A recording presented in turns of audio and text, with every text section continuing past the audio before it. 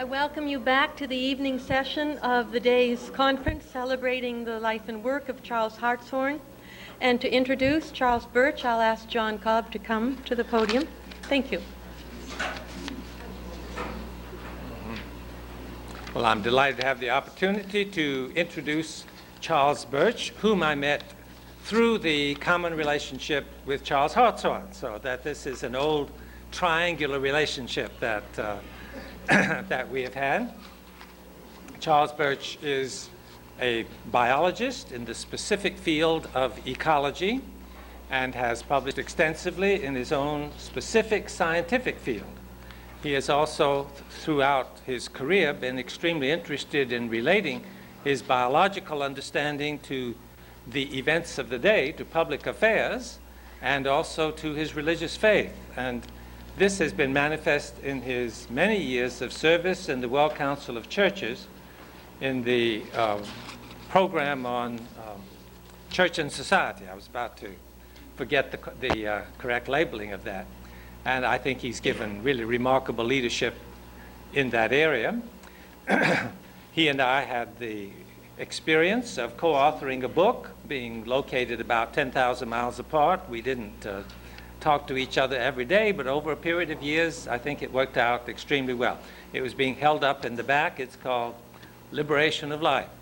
And we're both proud of that accomplishment. The book is dedicated, once again, to Charles Hartshorne. So one finds the connections all through. Charles Birch has found great help in his interpretation of the phenomena of biology, but also in relating biology to other aspects of life in the thought of Charles Hartshorne. He'll be talking to us tonight about some of those relationships. We welcome you with great appreciation, Charles, for being with us.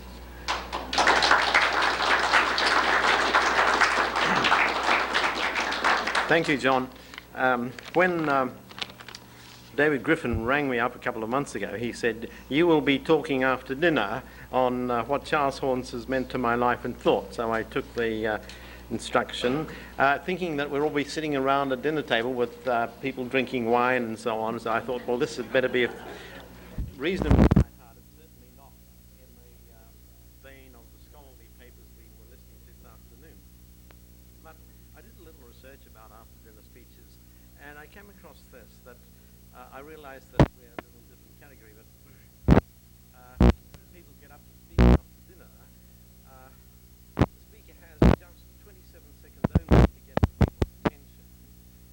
Once having passed the 27 seconds, the research into what happened after that showed that any one time, 10% of the people were actually listening to the speaker, 20% while physically present were mentally elsewhere, and another 20% were unashamedly asleep. The remaining 50% were having sexual fantasies.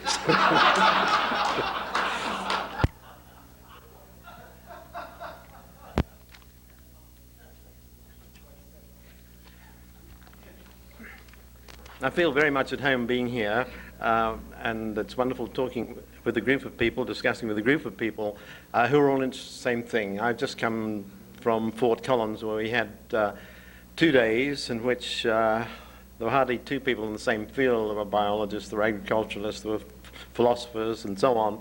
And it was very difficult to find a sort of common thread.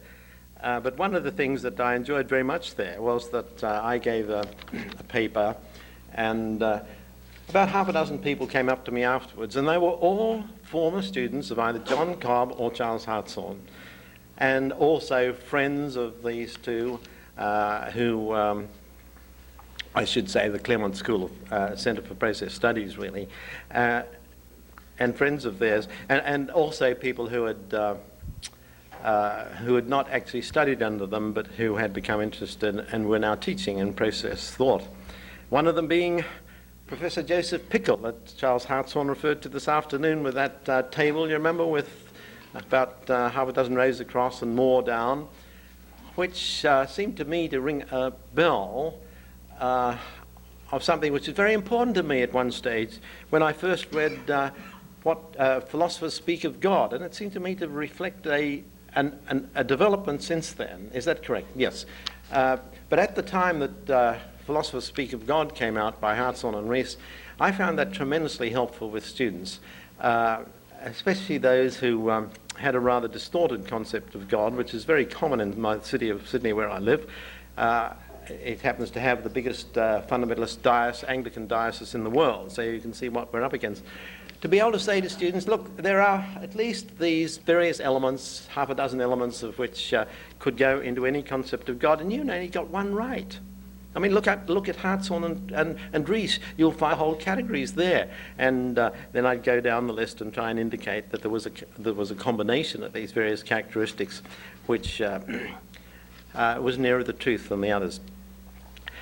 Now, the name Charles Hartshorne conjures up in my mind, whenever it's mentioned, a gentle, ever-smiling face, very eager eyes, looking directly at you, as if to say, I'm really eager to hear what you have to say.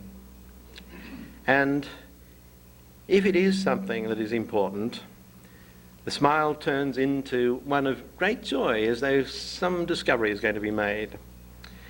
But if it isn't a discovery which is going to be made, or if it's something which is rather trivial, a degree of sternness enters on his face, and his voice is raised almost to a falsetto level.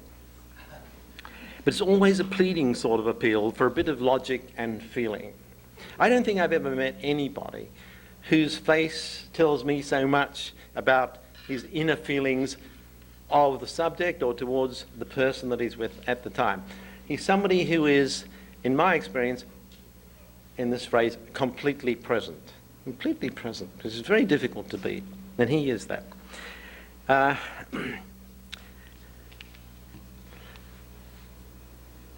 So different is his response to a good friend of Chuck Taylor and mine, that's Professor Dubjansky, who was, both of us worked with him, and he had a very different demeanor when confronted with something he didn't believe in or he thought was quite wrong. And as one of his students said to me, when he got to about 100 decibels, he's likely to say, well, there is perhaps one chance in 1,000 that you may be right. And then you know you've won the argument.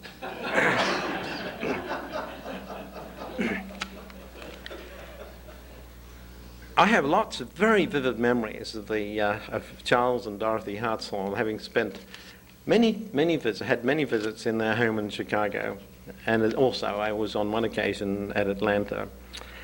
I remember on one occasion in Chicago, it was Emily's birthday, and Dorothy asked me to go down 55th Street, I think was your home, 5th Street, towards the Illinois Central Railway Station, and collect a cake which had been ordered for Emily's birthday. And this was a huge thing. It was about that wide, and it had candles already set on it, and I had to hold it like this, going up the street, and it began to snow. I didn't know what to do, so I just continued with my journey, and I arrived at the Hartshorne's home with this huge cake covered in snow. And I presented it to Dorothy, and then I went up to the bedroom upstairs to get rid of the snow on my head, and there I found Bella, the pet cat, eating my woolen jumper. But Dorothy was far more interested in the cake with snow on it than she was in my jumper, which was being very quickly destroyed. Now, Charles Hartshorne wrote somewhere that he always tries to be clear, and mostly he succeeds. But nowhere, I think, better than on page 19 of A Natural Theology for Our Time. After denouncing the idea that be ye perfect means be ye immutable, he goes on to explain what perfection really is. And he ends with this sentence. I never forget this sentence. I hope this seems as clear to the reader as it does to me, that is to say, very clear indeed.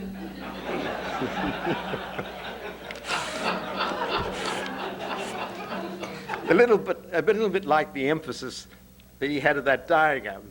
There's no diagram in the slightest, remotest bit like this has ever been done before. I mean, this is absolutely new. It's not perfect, it's absolutely new. That's good. I mean,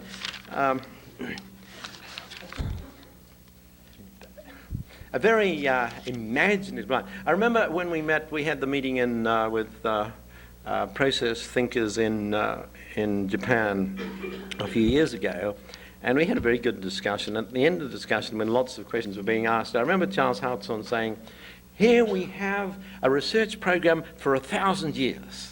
You know, we never think in biology of a research program for 1,000 years. And I never even thought that there would be enough to do in theology and philosophy that would take up 1,000 years. But here his mind was seeing all these things in a row that were waiting to be done. Now, actually, Charles said to me once that he thought that a natural theology for our time was the best, clearest book he'd ever written. But that was before it was followed by a dozen or more others. So I'm not quite sure which one he would say is now. But his writing is full of passion, and a deep concern flows through it, which I think is the reason why I find it very compelling. And he appears to be so convinced in his writing of what he says that on one occasion I had the temerity to ask if he ever had any doubt at all that he might be completely wrong. Absolutely, as we say in Australia, absolutely up a gum tree. And he replied, as I recall, "It sometimes happens, but not often."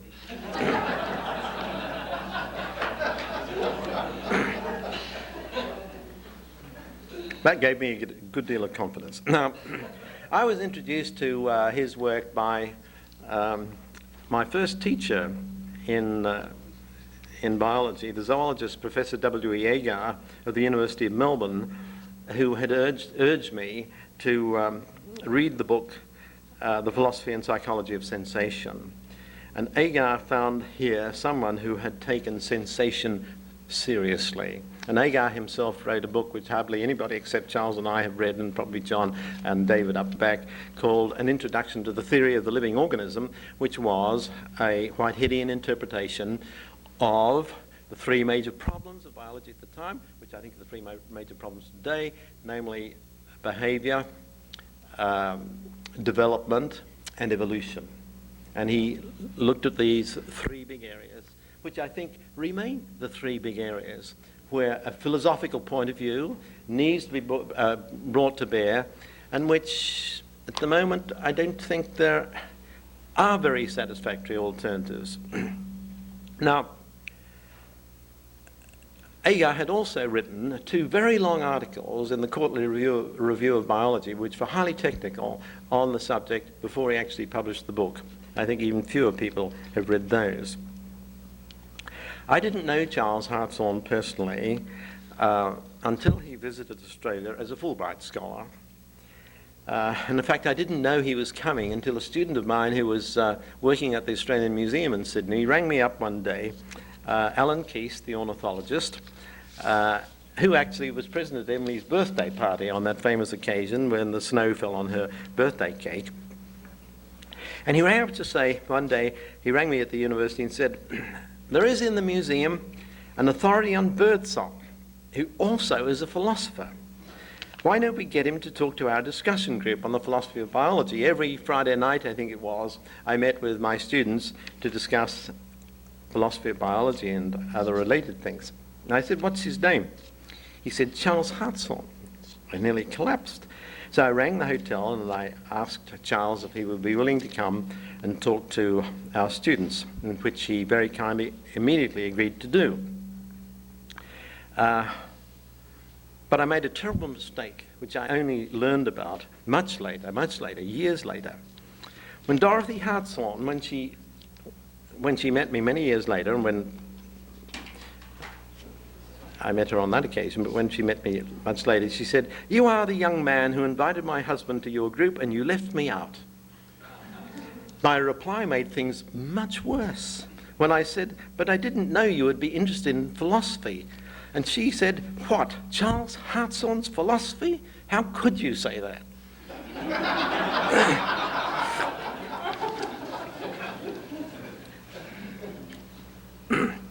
But it was after that, on several visits to Chicago, when I stayed with the Hartshornes, and also when he had made more visits to Australia, that we became very firm friends, which was cemented very much also by the existence in the University of Chicago in the biology department, where I had worked for a year, of Sewell Wright, one of the greatest geneticists of this century, who was a Hartshornian. I think Sewell Wright, he didn't get it from you? That's interesting. I didn't know that. We gave each other, we helped each other's morale. That's great. But there was one thing that he was unwilling to accept because he couldn't see how it had happened, and that is, how could God, in his consequent nature, feel to the ends of the universe instantaneously? He said, "I cannot get that." Did you remember that? That was his big problem. Well, that didn't seem to me to be an insuperable problem, but anyway, it was his big problem. And of course, he contributed a chapter to the Festschrift, the Hartshorne Festschrift, and he wrote a paper prior to that called The Gene as Organism, which was a real challenge to biology, but most biologists ignored it. It was in the American Naturalist, which is a very good journal, and essentially it was the gene is an organism. It has to be regarded as an organism. A very clever article.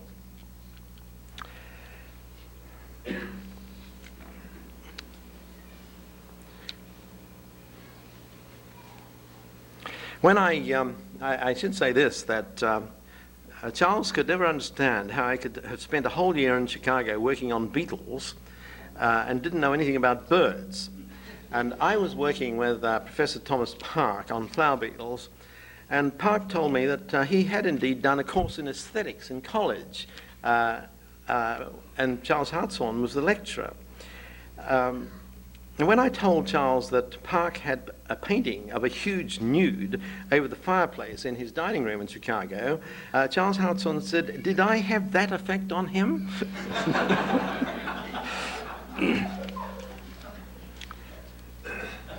Now, Charles Hartshorne gave me great confidence in travelling the path I did in a non-mechanistic evolutionary, interpretation of evolutionary biology. You see, my biological understanding came primarily from Professor Dobzhansky and Chuck Taylor, who's sitting there with a 1, 2, 3. Well, he's just there. You see him smiling. He worked as a postdoctoral fellow with Dobzhansky, and I worked with Dobzhansky at Columbia University for 1 year. And then we went down to Brazil for a year. We worked together there, and then Dobzhansky came to Australia for a year. So he was a great mentor for me in evolutionary biology. Dobzhansky combined a thoroughgoing Darwinian understanding of evolution with a rather vague belief in God. You've written about this, haven't you? Yes, he has. And he's attributed a number of things to me, which I'm not sure whether they're correct or not. It's very complimentary, but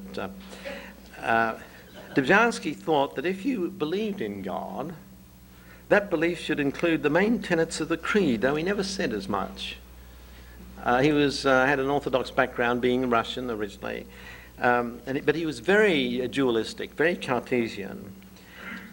So when I introduced him to Whitehead and Hartshorne, it was quite a shock. And he said, "How can you guys believe that atoms have brains?" That's how we interpret panpsychism. Atoms have brains, cells have brains. You see, caricature. And he was the thoroughgoing classical example of emergent evolution. You know, evolution goes on and up to some particular point. There's no mind involved at all. And at a particular point, mind comes in. Most biologists, is that true, Chuck? I think most biologists would be emergent evolutionists in that sense as far as mind is concerned, that mind is something that comes in along the route and it didn't exist in any form before. And Dobzhansky used to say there were 3 miracles, or was it 2 miracles? The first one was the origin of life, and the second one was the origin of mind. And then somehow or other, a miracle happened, and mind appeared out of nothing, out of nowhere. He was very emphatic about that. But he had most of his biological colleagues to support him on that one, at least those who believed that there was such a thing as mind at all. Now,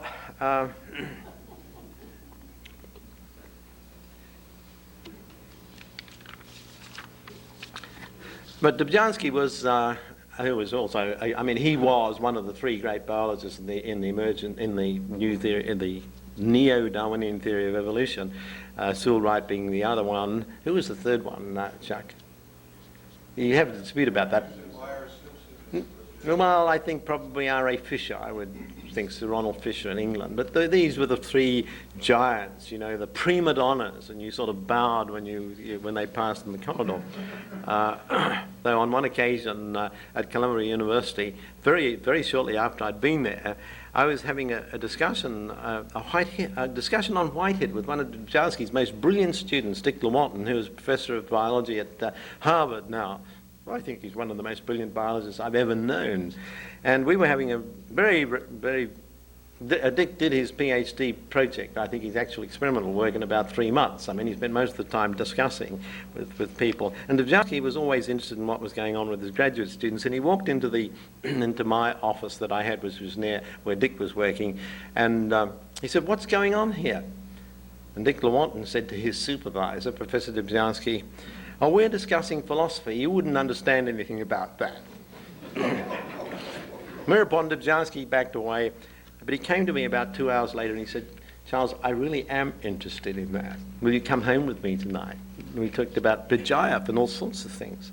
And from then there started and I even said, well, now, if you're interested, you obviously are very interested in these things, I want to make a suggestion to you. I am sitting in on a course of Paul Tillich's on Protestantism and culture. Why not come along? And so he came along for a couple of these 2-hour sessions, and that's where he picked up the phrase ultimate concern. And he said to me one day, I like the phrase ultimate concern because, that raises a big question. How did that evolve? How did it he was thinking of our concern for ultimate concern. How did our concern for ultimate concern evolve? He said, that's a very interesting question. And he wrote a book called The Biology of Ultimate Concern. And somebody said to me, it sort of sounds like the biochemistry of prayer. But it was a deliberate attempt to try and relate something which was subjective, you see, into his general way of thinking about evolution. And he also wrote a book called The Biological Basis of Human Freedom. In other words, to what extent has biology something to say about these subjective things in the human person? He was great. He, in fact, persuaded, when we worked together in Brazil for a year, he, in fact, persuaded me to write an answer to an article that Brunner had on creation, an article which I wrote for which was eventually published in the Chicago Journal of Religion. And he was so interested in this discussion of the relationship between God and creation that Dobzhansky actually stopped off in Zurich, or where it was, Basel, I think, where Brunner was, and spent some hours with him, but it didn't have the appropriate effect on him as far as I was concerned. Now, what I simply want to say is this, that in terms of my understanding of evolution, on the biological understanding of evolution, Dobzhansky won. On the philosophical side, Hartshorne won. So I owe a great deal to both of these brilliant minds in terms of my own enlightenment. Now, what was so important about Charles Hartshorne's view on evolution for me? I picked out just a few things. The first one is chance. Now, he regarded Darwin's introduction of chance events as critically important. Critically important. Why don't people take chance seriously? And so when Monod wrote his book, Chance and Necessity, Charles became quite excited. In fact, I had the privilege of showing him the first copy that came into Berkeley. I was teaching a course in the University of California at Berkeley at the time, and we got hold of Monod's Chance and Necessity. It hadn't been translated into English, and I gave it straight away to Charles, and he became very excited because here was a biologist, contrary to what Darwin's interpretation was, who took chance very seriously, very seriously. So you've got to put that in your pipe and smoke it. I mean, this is something real that biology has to say. Now, I think the reason for Charles' excitement about the book was that he had already written, Charles Hartshorne had already written quite a lot about Darwinism and the role of chance, and he'd come to the conclusion that Darwin really didn't believe seriously that chance was an important component in the theory of natural selection. And he looked into the various interesting letters that Charles Darwin had written to Asa Gray, the botanist in Harvard, who was very against the idea of natural selection. And Charles came to the conclusion that Darwin was really, in his inner mind, was a very deterministic. And he wanted to see biology in the way in which Newton saw physics or saw the physical world. It was a completely deterministic thing and could be explained in deterministic laws. And if you read The Logic of Perfection, a chapter there on this, you'll find an interesting analysis. And I think, in my understanding, or at least my knowledge, Charles Hartshorne is the first person to interpret Charles Darwin that way. In other words, say he really didn't understand the meaning of chance. And there's so many quotations that he gives, and you can find in the letters to Charles Darwin, in which he said, I'm completely confused about the relationship between chance and determinism. Perhaps chance is simply a word we use when we don't know what the real causes are. In other words, it's really all deterministic. Now, the way Charles Hartshorne dealt with that, I think, for me, was a very important discovery. It becomes important again in his book Omnipotence and Other Theological Mistakes, which I find is certain sections of that book is very, very helpful to give to fundamentalists who are beginning to backslide a bit. But it's not much good giving them unless they have taken a step in that direction. The second important concept for me, I'm picking out a few of them, is the many creators. That to me was tremendously important. There are many creators, not just one.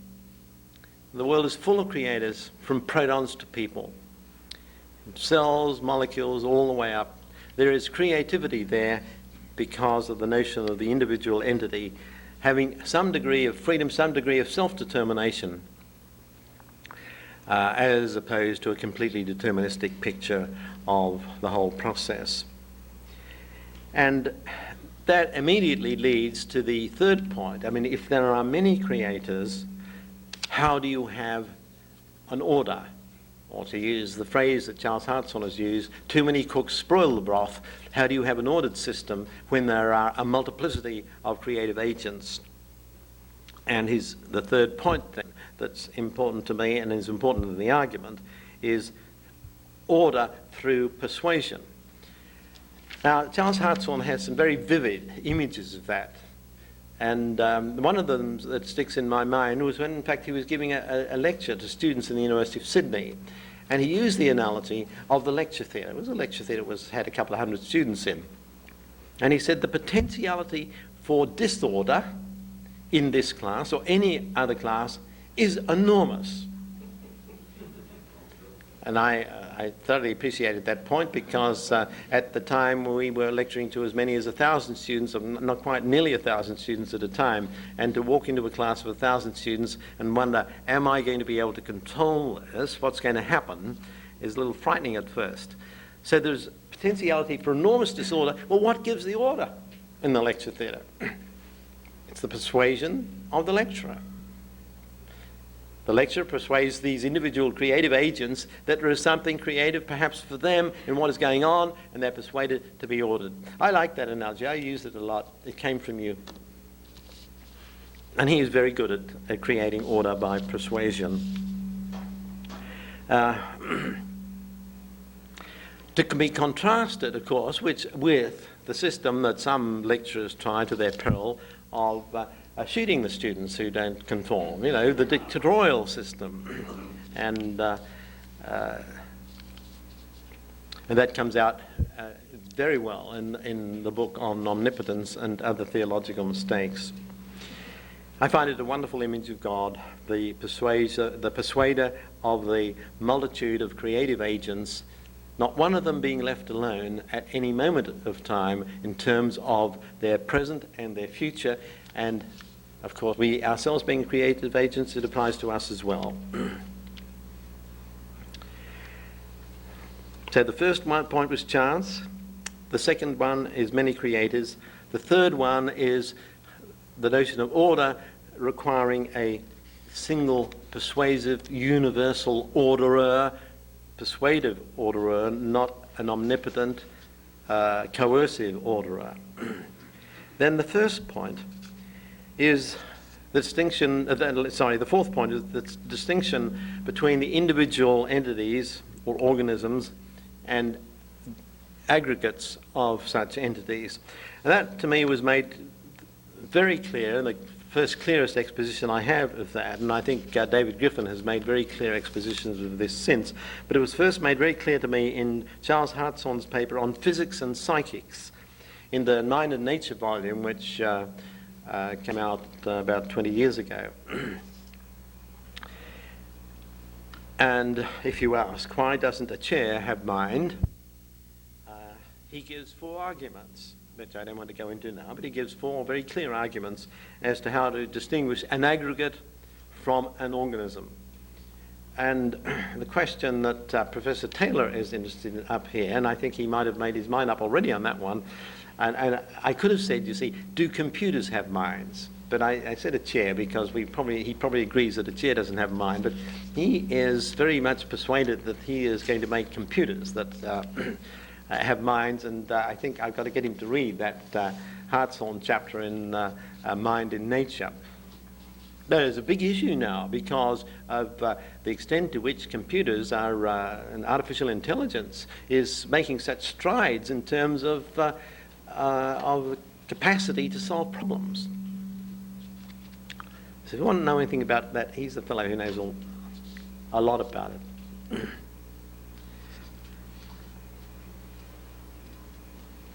I found the distinction between individual entities and aggregates helpful on one occasion when a professor of astronomy at Caltech said to me that he would have been a Whiteheadian, but he couldn't believe that the solar system had a mind. And I said, you don't have to believe that. In fact, you shouldn't believe that. He couldn't make a distinction between individual entities, which are organisms, and those which are aggregates. A terribly important point. The fifth thing, which I select as very important, and in quite a different category, was Charles Hartshorne's notion that there could be quite a rigorous proof, analogous to scientific proof, that could be acceptable to science, that birds sing because they enjoy singing. And so many people ask me, can't you guys who are in this sort of process way of thinking, can't you do a few experiments that might demonstrate whether in fact these ideas can be really proven or not? And the one example that I can give, I wish there were more, perhaps there are more, but I don't know them, is his work on bird song. And as he said this morning, it's not whether birds sing. I mean, the question is, why do birds sing? And an answer which is acceptable to evolutionary biologists is that it increases their fitness, their chance to survive and reproduce by warning of predators and so on. Okay, that's easy. That's easy to understand in evolutionary terms. But then he says there is the second question, but don't they also sing to enjoy themselves? And biologists don't like that question, because we have, up to now anyway, no way of dealing with this objective. Terribly clever in dealing with the entities that can be studied as objects rather than subjects. I mean, look at the tremendous strides in molecular biology. But when it comes to the study of the subjective enjoyment, suffering, and so on, where are we? I don't know who one can point to apart from a few people like Jane Goodall in her attempt to empathize with chimpanzees very successfully, I think, and the work of Donald Griffin in his books on thinking in animals and so on. He's got 2 books. Well, Charles Hartshorne, as we learnt this morning, persuaded some leading ornithologists that he had, in fact, demonstrated that birds enjoy singing. Now, I have to say this. I am no scholar of process thought. I pick and choose. I have almost no terminology. When I come to Claremont, I'm sometimes embarrassed when I speak to graduate students or graduates and they ask me something about eternal objects or something of the sort, and I say, I don't know anything about eternal objects. They say, but you must know about that. I say, no, I don't. And I'm confessing that there are, in the whole area of process theology and process thought, I have been selective in picking out those things which I can understand and which sort of fit into a scheme as far as I'm concerned, and the terminology, a lot of the terminology leaves me a little bit distant. Maybe I'm missing out on something. But see, I have a second interest, and that is, and I think this is an interest also of Charles Hartshorne, and that is that the important ideas in process thought and process theology should become accessible to a wider community than the people who read process studies. And how can that be done? Now, I'm doing an experiment at the moment. John Cobb, to some extent, is participating in this. You didn't know you were participating in this, but you are. When I wrote On Purpose, the idea I had at the beginning was that I'm going to write. I tell you why I wrote it. I once said to John Cobb, what you and David Griffin ought to do is to write a comprehensible introduction to process thought. And John immediately replied, you've got to do that. You do that. So I thought, well, okay, I'll have a shot. That's why I wrote On Purpose. Now, the interesting, and it's got an American edition which has the most dreadful title, A Purpose in Everything. Somebody said to me yesterday, I was not going to buy that book on A Purpose in Everything because I thought that's an old-fashioned teleology again. And the title was given without consultation with me, which I was very unhappy about. But I was saying that I wrote that book to see if I could communicate some of the great ideas in process thought and process philosophy to people who don't read, people not familiar with this. And I come from a country in which almost nobody is familiar with process thought. And it was only recently that I discovered there was one other person in Sydney who in fact knows anything about process theology, and he had been here. And that was a man with the extraordinary name of Dr. Moses. And Moses rang me up one day and said that he was giving a course on process theology in a Catholic seminary in Sydney, and I was amazed. You see, I never thought that anybody existed of that sort. And would I go and give a lecture to talk to his students on one occasion? So that was a great sort of sense of fellowship there. And one of the great things of coming to Claremont is that there's more than one process thinker on the planet. Anyway, the book On Purpose, I say, was an attempt to try and relate, that's right, or the book, whatever it's called there, to try and relate to a wider community. Now, I had a very interesting response in Australia because most of the people who wrote to me or rang me, I had one letter from a student which began, Dear Professor Birch, help. And these were all fundos. They're all fundamentalists. Dozens of them. And I wondered, now what's going on? And what had happened was they'd been committed to a fundamentalist position, the parents were fundamentalist, and they had no notion at all there was any alternative. And they picked up this book as a result of reading reviews, and I had a very nice long interview on radio, which helped a great deal. And they said, that's interesting. There's another way of thinking about Christianity. And so they came to me in little groups and ended up with about a dozen. And I found, of course, that a good deal of it was difficult for them. And they found the introduction extremely difficult because there in about 3 or 4 pages with the help of John Cobb and at the request of the editors, I had to make a summary of what process thought was. And I said, well, at the moment you can sort of ignore that, but come back at the end. Well, now, a lot of it was too difficult, philosophically too difficult. So I said, I'm going to have a shot at writing for these sorts of people who don't know very much science, who know zero philosophy, almost like me, but zero philosophy. And so I've set about doing that, and John has a few chapters which he's going to helpfully discuss with me before I leave Claremont. Now, I don't want to be too self-centered about this, but it is very, I think it relates very closely to Charles Hartshone's influence on my life, because I want that influence to be an influence with other people too. After all, I started off as a fundamentalist, and I was saved from a fundamentalism. At least fundamentalism caused me first the tremendous problem that I couldn't relate it to my science at all. And I was saved from that by reading, first of all, Whitehead's Science in the Modern World, which he has a very different view of evolution from the very mechanistic one. And it was there I went from Whitehead to Hartshorne and John Cobb. That was the order. And David Griffin. So it's... I find that Charles Hartshorne made process thought and process theology accessible to me in a way which nobody else had until I met John Cobb. In fact, I met John Cobb as a result of having asked Charles Hartshorne at one stage, feeling in fact that there must be a few other process theologians around in the United States. And I said, who else should I meet? And he immediately said, you should meet John Cobb. And I took steps immediately not immediately, but I took steps that the next time I came to the United States, I would look up John Cobb and see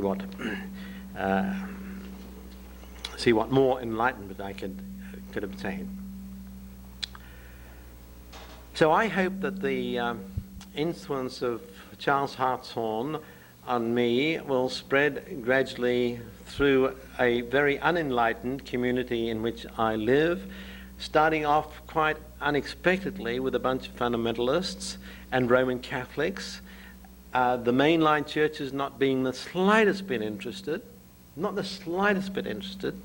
but finding some interest in a secular world amongst ecologists who are talking ad infinitum about ecological ethics, which flows very directly from any process way of thinking, which Charles Hartshorne himself has made contributions and which this school has made contributions to. So I think there are points of entry into the wider world, and my wider world, which is a very unenlightened world, to bring to spread the gospel of Charles Hartshorne, and it is a gospel. I mean, it was good news to me. It can be good news to others who never ever dreamed that anything like that existed. And one of the things I had this feeling just 2 days ago when I was at, I felt I was at the other end, out at the end of the earth. Actually, I was in Fort Collins, and I had this feeling that why is it there are so few people here who ever think in those categories at all? And as I said, there were half a dozen who did. It was a pretty good percentage, in my experience. The half a dozen did. But the others, it was absolutely foreign. So a lot of work is to be done, and I think can be done. And I have been greatly helped by coming here in contributing in a little way in that direction. And all of this stems and is reflected basically in my friendship and great joy I've had in knowing Charles Hartshorne. Thank you very much, and thank you, Charles Hartshorne, for being such an inspiration.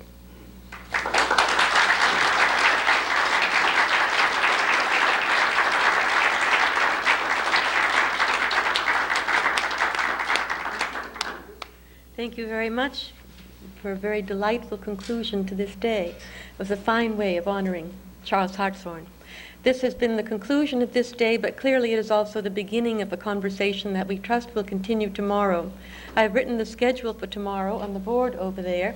It will be exploring evolution through Charles Birch and the others who are representing the sciences who are here. And you're welcome to come sit in at this room and listen in to those conversations. And now, in conclusion of this day, might we all just give our heartfelt expressions of gratitude through our applause to Charles Hartshorne.